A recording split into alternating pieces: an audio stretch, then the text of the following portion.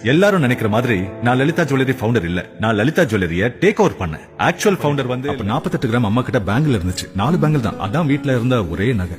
நான் எடுத்துட்டு போய் மெல்ட் பண்ணி அதுல இருந்து ஜும்கி தயார் பண்ணேன். நானும் ஆச்சாரிங்க கூட தானே இருந்தேன். அத விக்கணும்னு சொல்லிட்டு பக்கத்துல என்ன ஊருனா சென்னை.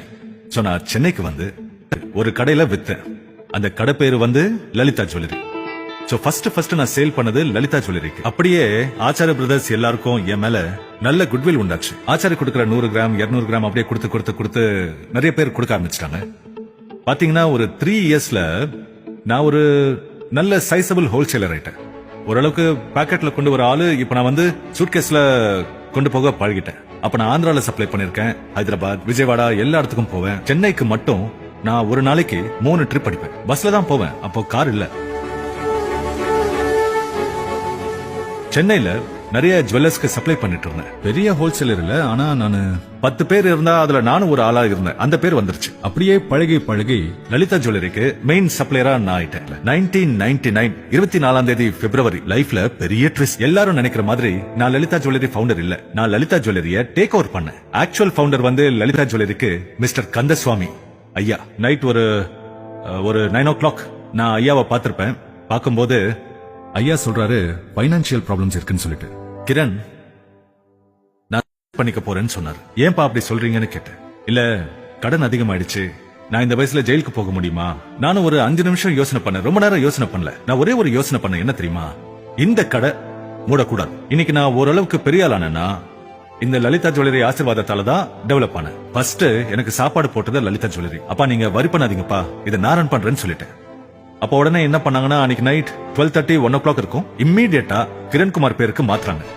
நானும் இம்மீடியட்டா செட்டில் பண்ண வேண்டியதெல்லாம் செட்டில் பண்ணிட்டேன். ஆனா 2-3 நாளைக்கு அப்புறம் என்ன நடக்குதுன்னா, நான் ஹோல்சேல் பண்ணிட்டு இருந்தேன், நல்லா தான் பண்ணிட்டு இருந்தேன், நல்லா வியாபாரம் பண்ணிட்டு இருந்தேன். எல்லா கடைக்காரங்களும் சேர்ந்து இனிமே கிரண்குமார் கிட்ட நம்ம நகை வாங்க கூடாது, இவர் நமக்கு இப்போ காம்படிட்டர், சோ இப்போ நம்ம இதுக்கு மேல கிரண் கிட்ட எந்த டிசைனும் எந்த ஜுவல்லரியும் வாங்க கூடாதுன்னு சொல்லி ஒரு டிசிஷன் எடுக்கிறாங்க.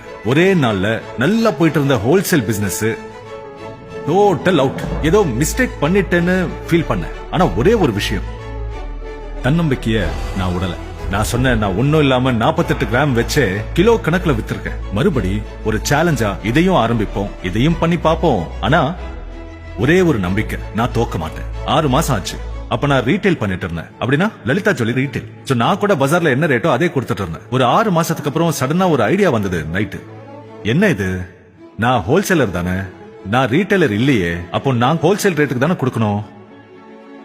அந்த ஐடியா வந்துச்சு. அங்க இருந்து டெவலப்மெண்ட் இன்க்ரீஸ் ஆச்சு.